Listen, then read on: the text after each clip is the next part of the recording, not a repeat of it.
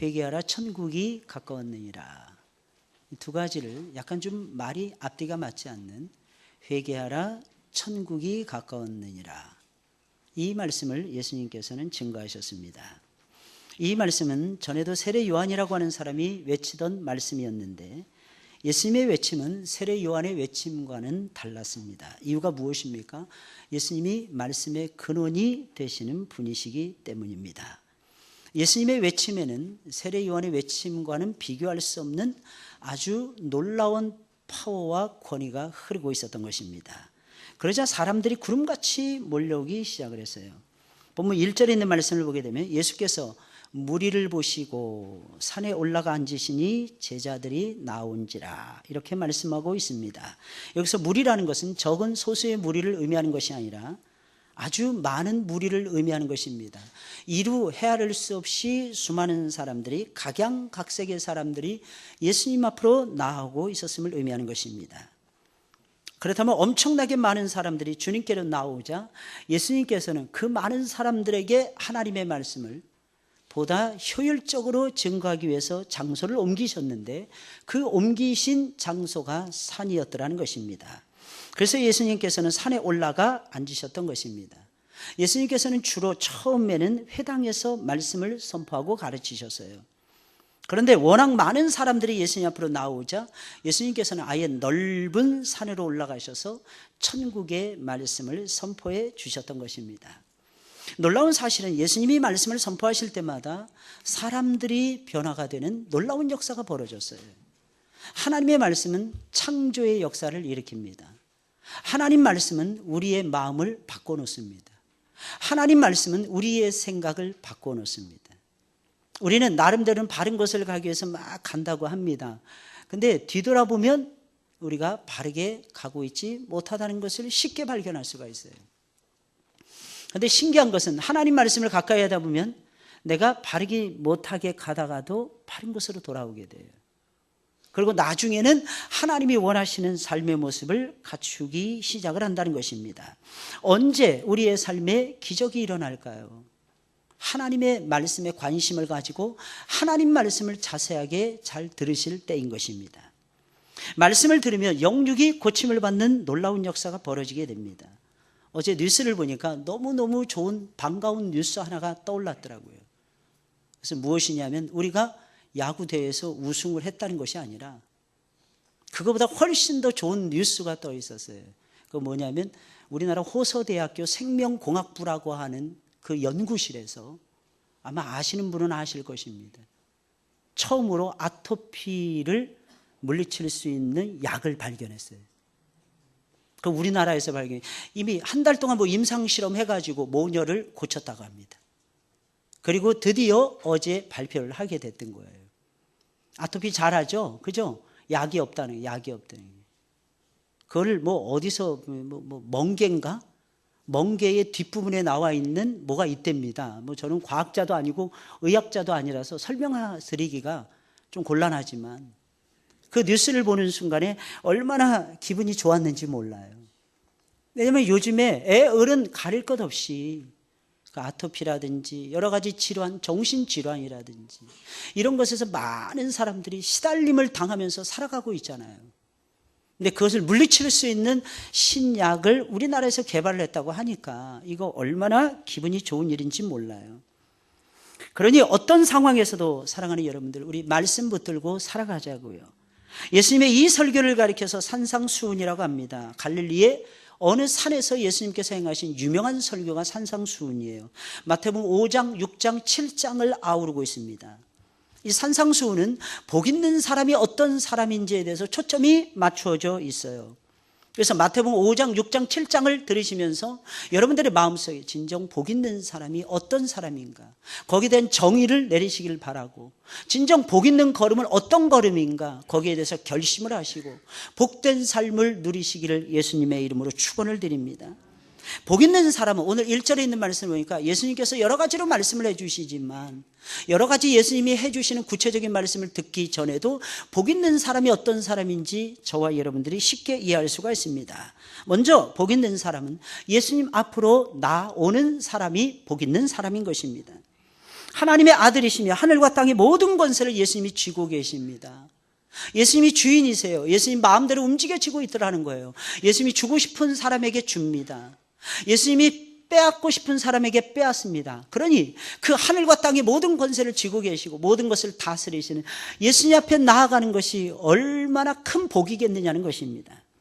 그럼 왜 예수님 앞으로 나아가는 것이 복이 있는 것입니까? 예수님 앞으로 나아가게 되면 하늘과 땅을 정복하고 움직일 수 있는 커다란 능력을 받기 때문일까요? 아니면 내가 안고 있는 모든 문제를 예수님께서 한순간에 완벽하게 친히 온전하게 해결해 주시기 때문입니까? 나를 괴롭히는 모든 사람들을 예수님께서 단번에 예수님 앞에 나아가기만 하면 예수님께서 제거해 주시기 때문일까요? 아니면 우리가 아주 좋아하는 물질의 큰 축복을 받아서 예수님을 믿으면 큰 부자가 되기 때문에 예수님 앞으로 나아가는 사람이 복이 있는 것입니까? 사실 이 세상에는 하나님께 나아가지 않더라도 예수님께 나아가지 않더라도 이런 축복을 많이 받아서 누리는 사람들이 얼마나 많이 있는지 몰라요. 그러면 예수님 앞으로 나아가는 자가 복 있는 이유가 무엇입니까? 그것은 아주 간단합니다. 예수님 앞으로 나아가면 하나님의 생명의 말씀을 들을 수가 있기 때문입니다. 우리가 지금 예수님 앞에 나와왔어요. 여러분들은 복이 있는 사람들인 것입니다. 이유가 무엇입니까? 지금 예배 드리고 있잖아요. 예배는 아무나 드릴 수 있는 것이 아니에요. 부름 받은 사람들만이 드릴 수가 있어요. 게다가 하나님 말씀 듣잖아요. 찬송 부르죠. 기도하고 있죠. 찬송하며 기도하며 그리고 우리의 모든 것을 고백을 하며 하나님 말씀을 듣는다. 여러분 이것은 엄청난 축복이라는 것을 저와 여러분들이 놓쳐서는 안 된다는 것입니다. 하나님께서는 이 우주 만물을 만드실 때도 하나님의 말씀 한 토막으로 만드셨어요. 빛이 있으라 빛이 있었어요. 예수님이 말씀의 근원이시잖아요. 빛의 근원이시잖아요. 근데 예수님께 빛이 있으라 빛이 있었어요. 하나님께서는 우주 만물을 만드실 때 하나님의 살아있는 온전한 말씀으로 만드셨다는 것입니다. 이 우주 만물을 다스리실 때도 하나님의 말씀을 통해서 지금도 변함없이 당신의 권세를 행사하시면서 당신의 권위를 내세우시면서 하나님은 우주 만물을 다스리고 계십니다. 그러니 사랑하는 여러분들, 하나님의 말씀을 듣는 것이 얼마나 대단한 일이에요. 하나님 말씀을 듣는 것이 얼마나 복된 일입니까? 하나님 말씀을 듣는 것이 얼마나 위대한 일이냐는 것입니다. 그래서 예수님께서는 자신에게 나오는 무리들을 향해서 입을 열어서 하나님의 생명의 말씀을 들려줄 수밖에 없었던 것이며 가장 값진 것, 가장 복된 것이 무엇인지를 예수님께서는 알려주실 수밖에 없었던 것입니다. 진정한 복이라는 것이 무엇입니까? 내 욕심껏 하고 싶은 대로 다 하고 내 마음껏 하고 싶은 대로 다 하고 내가 원하는 대로 먹고 싶은 것 다 먹고 누리고 싶은 것 다 누리는 것이 복이라고 생각을 하십니까? 물론 잘 먹고 잘 살고 이러는 것도 큰 축복이라고 생각을 합니다. 그러나 성경이 말하는 복은 그런 것이 아니라 날마다 하나님 앞에 나아가는 거예요. 날마다 하나님 앞에 나아가서 생명의 말씀을 듣고 조금이나마 날마다 하나님을 알아가는 것입니다. 조금이나마 하나님을 알아가고 하나님을 알아가는 그 속에서 하나님을 닮아가는 것을 가리켜서 성경은 말을 하기를 복이 있다라고 말하고 있더라는 것입니다. 날마다 하나님의 말씀을 통해서 하나님의 마음을 조금이라도 더 이해를 하고 날마다 성경 말씀을 들으면서 조금이라도 더 하나님의 뜻을 알아가는 것, 여러분 이것을 가리켜서 성경은 말하기를 복된 것이라고 말을 하고 있다는 것입니다. 셀 수 없이 많은 사람들이 예수님 앞으로 나아가서 최고로 행복한 시간을 보내고 있었습니다. 그 행복은 전에는 그들이 단 한 번도 경험해보지 못했던 최고의 행복이었어요. 그들의 행복은 그들이 안고 있는 모든 문제가 한꺼번에 해결이 되는 것이 아니었습니다. 그들이 받는 행복은 예수님의 말씀을 듣는 행복이었어요. 얼마나 행복했을까요? 여러분들 한번 생각을 해보세요. 그때 그 장소로 한번 돌아가 보세요. 그 산 위에서 예수 그리스도께서 하나님의 말씀을 선포하실 때 저는 이 말씀을 준비하다가 이런 생각이 문득 들었어요. 나도 거기에 가서 하나님 말씀을 들었으면 얼마나 좋았을까. 아마 그랬으면 지금보다 훨씬 더 감동적으로 설교를 더 잘할 수 있었을 텐데. 근데 그것보다도 더 분명한 것은 제 마음속에 성령이 임하고 하나님의 말씀을 조금이라도 더 깨닫고 하나님의 말씀대로 살려고 하는 의지가 새로워지고 좀 더 불타오를 수가 있었을 텐데 이런 마음이 간절하게 일어나더라고요. 여러분 얼마나 행복했을까요? 하나님 말씀을 듣는 시간 내내 인생의 모든 두려움이 사라졌을 것입니다. 왜? 하나님 말씀이 모든 것을 움직인다는 것을 알고 있었기 때문입니다. 말씀을 듣고 있는 순간에 하나님 말씀 저것만 소유하면 내가 이 세상에서 얼마든지 자부심 있게 살아갈 수 있겠다. 내가 얼마든지 내 자존심을 내세우면서 살아갈 수 있겠다. 왜 느끼지 못했을까요? 왜 느끼지 못했을까요? 그들은 하나님의 말씀을 들으면서 두려움이 사라졌을 것이고 시름이 없어졌을 것이며 근심을 잊어버렸을 것입니다. 그리고 아마도 아주 깊은 하나님의 은혜 속으로 들어갔을 것입니다. 야, 이게 사는 것이구나. 내가 왜 그동안에 이것을 몰랐을까? 내가 회당을 드나들면서 하나님 말씀을 받았는데 수많은 선지자들이 나타나서 생명의 말씀을 구약을 쪼개고 신약을 나타내고 수많은 하나님의 말씀을 나에게 선포해 주고 있었는데 나는 왜 깨닫지 못하고 있었을까? 진정 말씀 안에 행복이 있다는 것을 내가 이제서야 느끼다니. 그러면서 그들은 행복을 만끽했을 것입니다. 성경은 분명히 말을 하고 있어요. 시편 1편입니다. 시편 1편 2절에 있는 말씀 복 있는 사람은 여호와의 율법을 즐거워하여 그 율법을 주야로 묵상하는 자로다. 어디에서 행복을 찾고 계십니까? 혹시 우물가에 가서 승용을 찾고 계시지 않습니까? 그러니까 행복이 멀어지는 거죠. 행복은 말씀 안에 있어요. 행복은 예수님 안에 있더라는 것입니다. 사람들은 말씀이라면 도망을 치는 성향이 있어요. 그 딱딱하고 어렵고 지루한 말씀을, 그 긴 말씀을 어떻게 이해하고 어떻게 배우고 어떻게 받아들이고 어떻게 지켜나갈 수가 있겠느냐는 것입니다. 근데 참 신기한 거 말씀드릴까요? 어떤 때 말씀이 쉽게 다가올 때가 있어요. 그럼 또 쉽다고, 미안합니다, 쉽다고 지랄하고. 말씀이 좀 어려워요. 좀 어렵다고 이렇게 살아가고 있는 거예요. 이게 우리들의 모습이에요. 하나님의 말씀이 쉽게 다가오면 성령이 충만해서 하나님의 말씀을 쉽게 이해할 수 있는 거구나.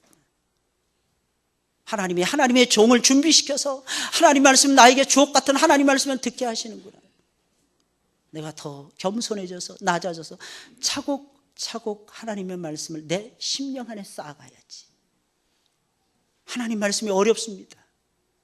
이해할 수가 없는 거예요, 때로는. 그럴 때는 깊은 묵상 속으로 들어가는 거예요. 묵상 속에서, 설교는요, 묵상 속에서 나오는 거예요. 깊은 묵상 속에서. 그 깊은 묵상 속에서, 신구약 속에서 바가지를 가지고 그 속에서 물을 길러오는 것이 설교입니다. 그리고 내가 하나님의 말씀을 어떻게 다 이해할 수 있겠어요? 당연하게 받아들이셔야 돼요. 내 하나님 말씀은 어려운 것이 맞구나. 근데 이 말씀이 생명이라고 그랬으니까, 이 말씀을 가까이 하다 보면 하나님을 이해할 수 있다고 했으니까, 이 말씀을 가까이 하다 보면 내 영혼이 살아날 수 있다고 하니까, 이 말씀을 가까이 하다 보면 내 삶이 열린다고 했으니까, 내가 이 말씀을 더욱 가까이 해야지. 내가 이 말씀을 더욱 사랑해야지. 어려우면 어려운 대로 더 사랑해야지. 쉬우면 쉬운 대로 내 마음속에 하나님의 말씀을 채워가야지. 그랬을 때 성령의 불타는 역사가 일어나게 된다는 것입니다. 진정 성령에서 거듭나고 하나님을 아버지라고 부르는 모든 사람들에게는 하나님을 아는 것보다 더 기쁜 것이 무엇이 있습니까? 하나님의 말씀은 우리가 생각하듯이 그렇게 어렵지 않습니다. 이유가 무엇입니까? 하나님을 보여주는 것이니까. 이 말씀 속에서는요, 이 말씀의 본질, 이 말씀의 이야기 다 깨달으면 너무너무 좋겠죠. 이 말씀의 논리, 이 말씀이 가르쳐주는 사상, 이 말씀의 틀, 이 말씀을 내가 정돈해야지. 그러면 정말 좋겠죠. 근데 열심히 정돈을 했습니다. 열심히 교리적으로 확립을 했어요. 그런데 하나님 말씀대로 안 살아. 하나님 말씀을 내 삶에 적용하지 않아. 그렇다면 무슨 소용이 있겠습니까? 하나님 말씀은 단 한 토막이라도 이해한 다음에 그 말씀을 나에게 적용을 해 나가야 되는 거예요. 내 심령 가운데 새겨 넣어야 되는 것입니다. 내 삶 속에 적용하는 즐거움이 있어야 되는 것입니다. 그랬을 때 뭐가 나타나느냐? 그랬을 때 하나님의 역사라는 것이 나타나게 되는 거예요. 할렐루야. 하나님의 역사를 체험하면서 살아가셔야죠. 하나님 말씀 절대로 지루하지 않아요. 하나님 말씀만큼 재미있는 것이 이 세상에 어디 있습니까? 예수님은 설교하시다가 해가 떨어졌어요. 느헤미야 8장에 있는 말씀이 에스라가 나무 강단에 서서 하나님 말씀 강론합니다. 근데 강론이 아니었어요. 사실은 하나님 말씀 그냥 읽어주는 거였어요. 해가 뜰 때부터 읽어주기 시작을 했어요. 수문학 광장에 모여서 오전 6시였습니다. 아침 6시. 하나님 말씀 강론하는데 그때 당시에는 하나님 말씀은 서서 들었어요. 여러분들처럼 앉아서 듣지 않았어요. 의자가 없었어요. 하나님의 성전에 의자가 없었어요. 뜰이 없었어요. 전부 다 움직이면서 전부 다 일하는 곳이었어요. 여러분들의 신앙을 확장시키고 여러분들의 신앙을 성숙시키는 비법, 그것이 무엇입니까? 열심히 일어서서 움직이면서 봉사하시는 것입니다. 근데 6시간 동안 해가 중천에 뜰 때까지 하나님 말씀 증거합니다. 근데 한 사람도 움직이지 않아요. 하나님의 말씀이 살아서 운동력이 있어서 수많은 사람들을 움직였습니까? 그렇지도 못했어요. 왜? 그들은 오랜 시간 동안 포로 바벨론에 살고 있었어요. 바벨론 언어에 익숙해져 있는 사람들이었어요. 근데 구약의 말씀은 히브리어로 기록이 되어져 있었어요. 간혹가다 미국 드라마라든지 헐리우드 영화를 보게 되면 한국 사람들 나오죠. 그 사람들 발음하는 거 들으셨습니까? 나 왕녀래요. 한국말로 그렇게 하는, 한국말로. 그 사람들은 우리나라 와서 살지 못합니다. 이유가 무엇입니까? 우리나라 말을 제대로 못해요, 그분들은. 신기하지 않습니까? 70년의 포로 생활이 70년. 무엇이 남았겠어요? 무슨 히브리어를 어떻게 할 수 있겠어요? 겨우 성경 겨우 읽고 겨우 들을 수 있을까? 근데 움직이지 않고 하나님 말씀 들어요. 그러자 성령께서 그들 가운데 역사하시기 시작합니다. 그 중에서 리더들이 있었을 거 아니에요. 중간 리더들, 중직자들이라고 하는 사람들이 있었더라는 것입니다. 이 사람들은 한국말도 잘하고 쉽게 말해 영어도 잘하는 거예요. 바벨론 언어에도 탁월했고, 이 사람들은 많이 배운 사람들이었으니까, 리더급이었으니까, 지도자들이었으니까 혜택이 많았어요. 하나님 말씀 이해합니다. 그 다음에 오후 시간이 되니까 어떻게 합니까? 하나님 말씀 풀어서 해석해 주기 시작을 합니다. 이 말씀은 이런 뜻이었어요. 에스라가 나무 강단에 서서 외쳤던 그 말씀은 이런 내용이었어요. 그제서야 깨닫는 거예요. 그제서야 울기 시작합니다. 그 날이 초막절기를 지키는 날이었기 때문입니다. 광야 40년 동안 하나님이 이스라엘 백성을 인도하셨어요. 그들이 초막을 짓고 그 초막에 거주하면서 지난 날을 회고하면서 하나님의 기름 부어주시는 역사를 나누었던 시기가 바로 초막절기의 시기였어요. 이스라엘 백성이 울기 시작합니다. 그때 에스라와 느헤미야가 말해요. 더 이상 울지 말라. 오늘은 여호와의 성일이니 여호와를 기뻐하는 것이 너희에게는 마땅하니라. 할렐루야. 그러면서 달라지기 시작하는 거예요. 하나님 말씀 때로는 들려오지 않을 때가 있어요. 그때 여러분들 자신들을 쳐서 복종시키면서 하나님의 말씀에 귀를 기울이셔야 됩니다. 그러면 언젠가는 하나님 말씀이 새록 들려오기 시작해요. 놀랍죠. 정말 놀랍죠. 하나님 말씀 왜 들려오는 것입니까? 하나님의 말씀 속에 우리를 향하신 하나님의 사랑과 능력이 깃들어져 있기 때문에 그래요. 성경을 읽으면서 성경을 다 이해하려고 하는 사람은 욕심꾸러기예요. 성경을 다 이해할 수 없습니다. 근데 딱 한 가지 분명한 것이 있어요. 하나님은 나를 사랑하신다. 그분은 나의 목자요 나의 아비가 되신다. 예수님 그 심정을 가지고 지금 설교하고 있는 거예요. 사람이 받은 최고의 복이 무엇입니까? 하나님을 알아가는 것입니다.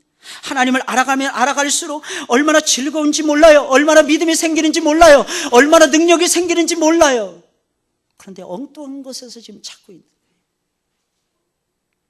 엉뚱한 것에서 능력을 구하는 거예요. 엉뚱한 것에서 지혜를 달라고 하는 거예요. 세상이 마치 줄 것처럼. 세상의 패션, 세상의 컬처, 세상의 사상 속에 나도 모르는 사이에 점령을 당하고 있는 거예요. 그러면서 예수님께서는 진정 복 있는 사람이 어떤 사람인지 구체적으로 언급하고 계십니다.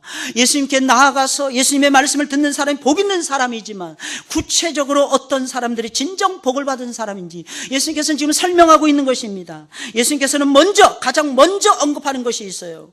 완전히 새로운 각도에서 하나님 말씀을 풀어줍니다. 복 있는 사람에 대해서 강론을 해줍니다. 심령이 가난한 자가 복이 있다는 것이었습니다. 심령이 가난한 자는 복이 있나니 천국이 저희 것이며. 사람들은 이렇게 생각합니다. 복 하면 손에 뭔가를 쥐어야만이 복이 있는 것이라고 생각을 해요. 이것은 예수님 당시의 사람들도 그랬고, 노아 시대 사람들도 그랬고, 아담과 하와의 모든 후손들이 다 그랬어요. 그래서 당시의 유대인들은 바리새인들과 사두개인들이 최고로 복받은 사람들이라고 생각을 했어요. 그런데 알고 계십니까? 바리새인들 가운데서, 사두개인들 가운데서, 제사장들 그룹 가운데서는 예수 그리스도의 초창기의 제자들이 단 한 사람도 없었다는 것을 알고 계십니까?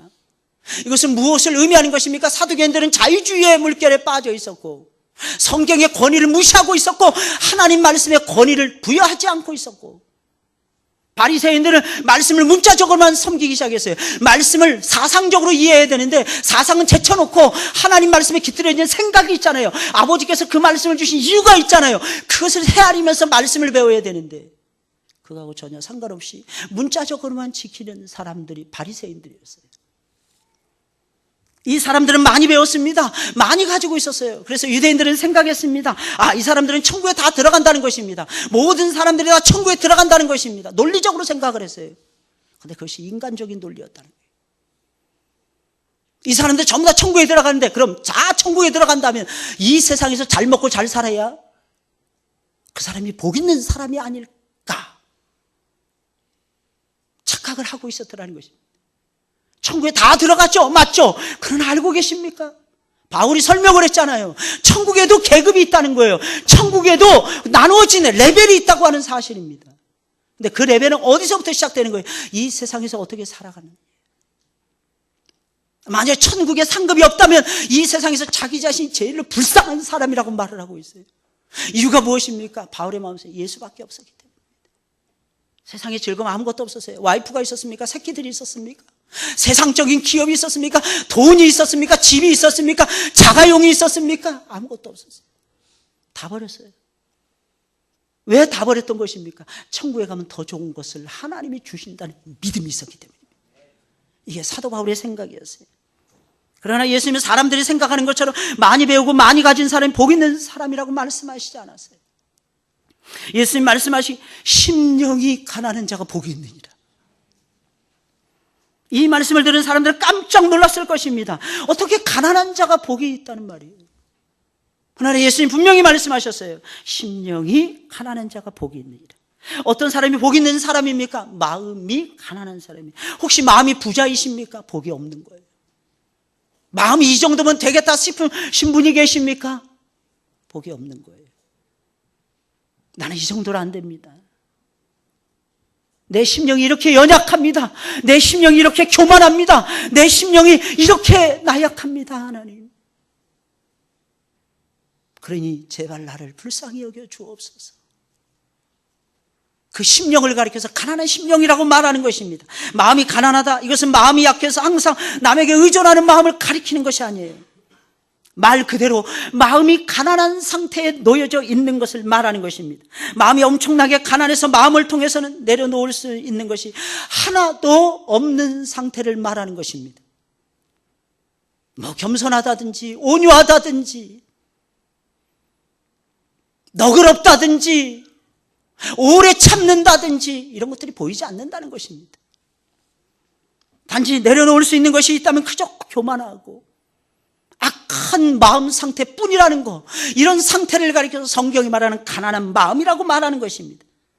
내 자신이 하나님 앞에 도무지 설 수 없는 죄인이, 내 자신이 하나님 앞에 도무지 설 수 없는 교만하고 악한 사람이라는 것을, 악한 마음을 가지고 있는 죄인이라는 것을 깨닫고 나는 지금까지 너무 교만하게 살아왔습니다. 하나님, 내가 어찌 하나님 앞에 감히 설 수가 있겠나이까? 이런 마음의 상태, 그리고 그것을 정직하게 하나님 앞에 고백할 수 있는 마음, 그것을 가리켜서 예수님께서는 가난한 마음이라고 말씀하고 있는 것입니다. 다시 말씀드리면 다른 사람이 죄인이 아니라 우리는 말씀의 은혜를 받고 늘 느끼는 게 있죠. 누가 이 말씀을 듣고 회개했으면 좋겠다. 예수님은 아니라는 거예요. 예수님은 나에게 관심이 있으세요.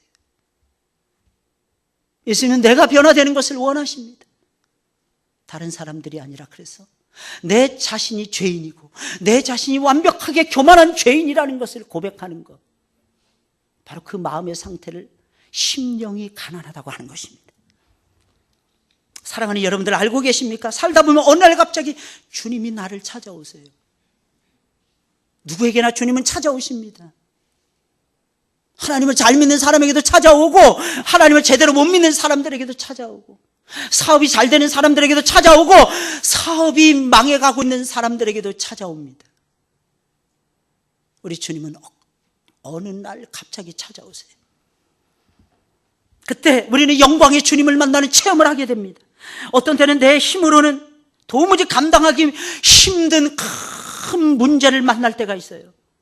그때 우리는 지금까지는 내가 겸손하게 살아왔다고 생각했는데 그렇지 못하게 살아왔다는 것을 깨닫게 됩니다. 영광의 주님을 만나다 보니까 내 자신의 모습이 보이는 거예요. 내가 이 세상에 제일 착한 줄 알았어요. 내가 이 세상에 제일 겸손한 줄 알았어요. 내가 이 세상에서 제일 온유한 줄 알았어요. 아직도 그렇게 생각하십니까? 그렇게 생각하시는 분은 미안하지만 예수님을 정말 만났는지 확인해 보셔야 돼요. 예수님 만나기 이전에는 내가 세상에서 제일 착한 줄 알아요. 내가 세상에 제일 겸손한 줄 알아요. 내가 이 세상에 제일 온유한 줄 알아요. 내가 이 세상에서 가장 많이 오래 참고 내가 가장 멋지게 인생을 살아가고 있구나 착각할 수가 있어요. 근데 예수님, 영광스러운 예수님 만나면 거룩하심 앞에 압도를 당합니다. 그분의 그 너그러우심 앞에 압도를 당해요. 그분의 그 사랑이 넘치는 능력 있는 모습 앞에 나도 모르는 사이 머리를 조아리고 무릎을 꿇고 허리를 숙일 수밖에 없습니다. 내가 이 세상에 제일 착한 줄 알았는데 말로 다 할 수 없이 착하신 분이 내 앞에 버티고 서 계신 거예요. 그때 그 느낌을 알고 계십니까? 그것을 가리켜서 성경은 은혜를 받았다고 하는 것입니다. 주님을 만나는 거예요. 은혜라는 건 다른 것이 아니에요.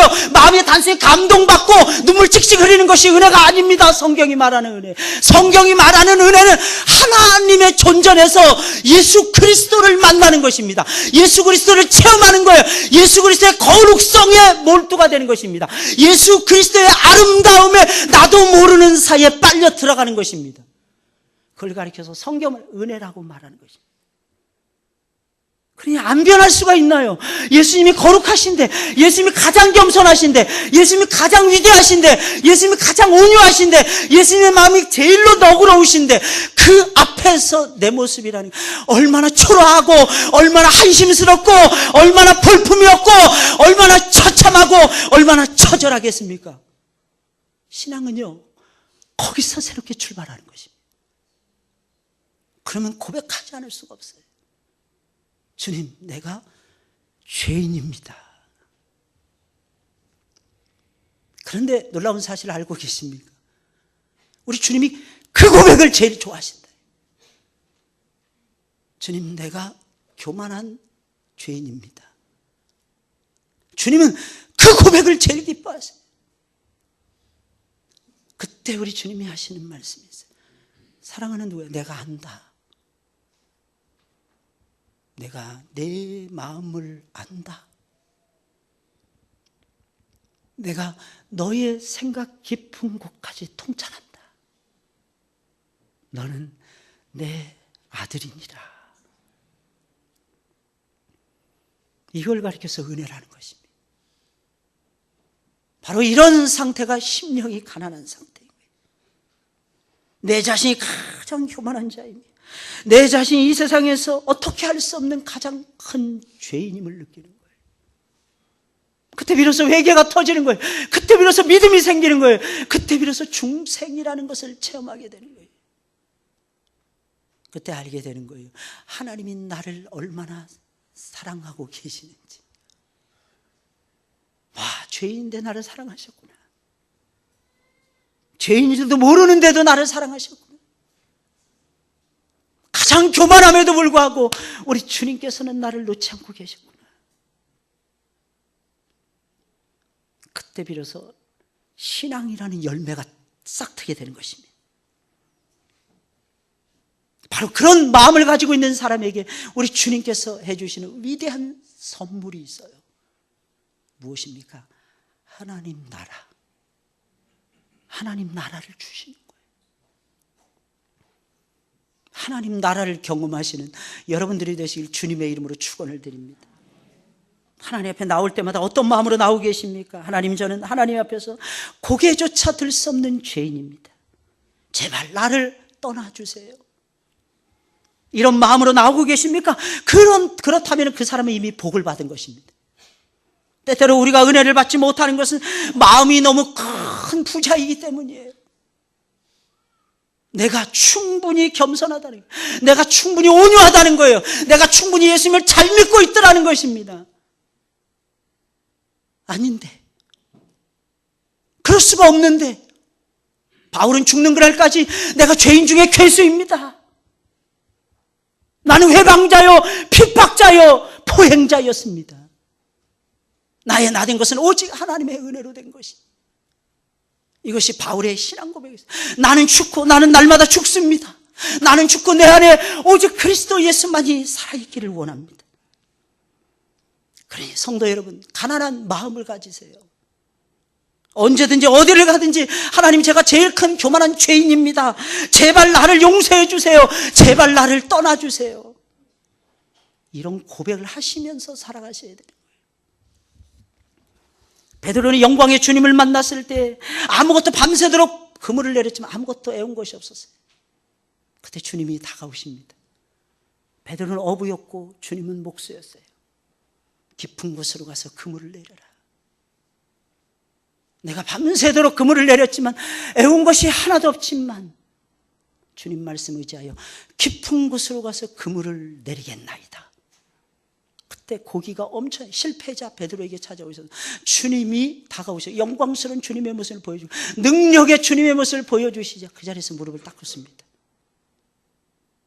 그 전까지는 베드로는 이렇게 생각했어요. 내가 히브리인 중에 히브리인인데, 에이, 목수의 아들보다는 내가 더 착하지. 내가 알아도 삶에 대해서는 저분보다 내가 더 많이 알지.